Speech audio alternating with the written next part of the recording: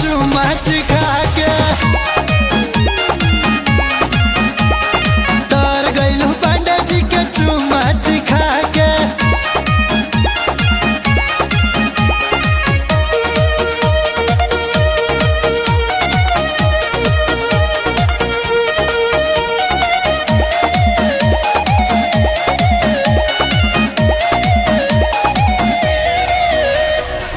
Dollar में होते मेरे खर्चे हैं, यूके में भी मेरे चर्चे हैं।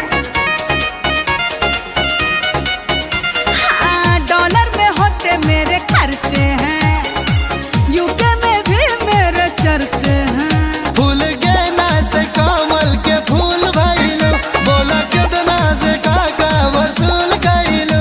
लोग पागल है मेरे ही प्यार में, भीड़ लागे जब निकलो बाजारों में। जान ले तारू जनता में जलवा देखा के भुला गइलू का तर गइलू पांडे जी के चुम्मा चिखा के। तर गइलू पांडे जी के मुम्मा चिखा के।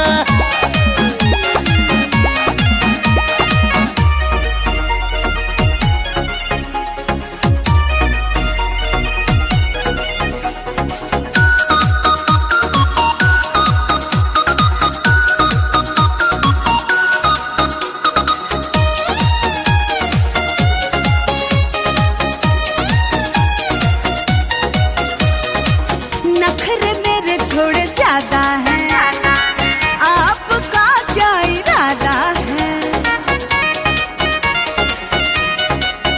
हाँ, नखरे मेरे थोड़े ज्यादा हैं, आपका क्या इरादा है? खुलल तोहरा ला दिल के दुआर बाटे, चिंटू पांडे भी कब से तैयार बाटे।